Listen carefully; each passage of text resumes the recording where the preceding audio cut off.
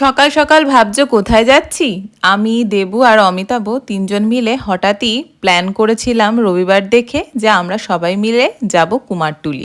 যেমন কথা তেমন কাজ, একটু বেলা হয়ে গিয়েছিল, তবে খুব বেশি নয়। তবে রোদ রোদ একটু হালকা হালকা দেখা যাচ্ছে। যেতে খুব একটা বেশি কষ্ট হয়নি, তার কারণ মোটামুটি 7টা সাড়ে 7টা বাজে। আরও ভোরে ভেবেছিলাম যাব, কিন্তু যেয়ে ওঠা আর হয়নি, অত ভোরে উঠতে পারিনি। তো আমরা সবাই মিলে বেরিয়ে পড়েছিলাম আর প্রায় পৌঁছেই গিয়েছি। আর সকালের এই আবহাওয়াটা এতটা ভালো লাগছিল, খুব গরমও নয় আবার কিন্তু খুব ঠান্ডাও লাগছিল না। আর দেখো আমরা কিন্তু কুমারটুলিতে এসে পৌঁছে গিয়েছি।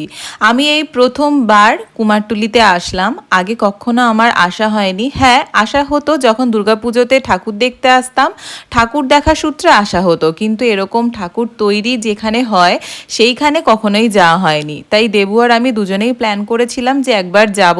আর যেমন বলা তেমন কাজ, চলে এসেছি। আর যেহেতু গণেশ চতুর্থী একদম সামনেই, ওই জন্য দেখো বিভিন্ন রকমের গণেশের মূর্তি কিন্তু এখানে তৈরি করছিল। তবে মা দুর্গার সমস্ত মূর্তিগুলো তৈরি করা হচ্ছিল, খুব বেশি মূর্তি কিন্তু সেই সময় রং করা হয়নি, একটা দুটো ছাড়া।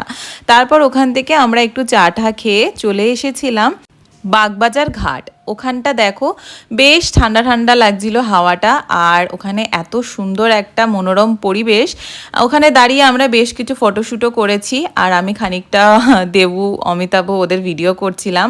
ফের ওরা আবার আমার ভিডিও করে দিচ্ছিল। আমি ওদেরকে এটাই বলছিলাম যে চ্যানেলটা আমার, এখানে কিন্তু আমারও কিছু ভিডিও থাকা দরকার আছে, শুধু তোদের ভিডিও করলেই চলবে না।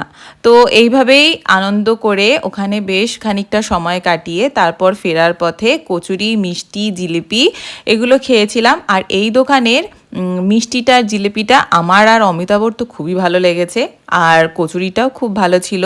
জানিও এই মিনি ব্লগটা কেমন লাগলো, যদি ভালো লাগে অবশ্যই কিন্তু লাইক শেয়ার কমেন্ট করো। আর যারা যাওনি তারা অবশ্যই কিন্তু এখনই গিয়ে ঘুরে আসতে পারো, তোমাদেরও ভালো লাগবে।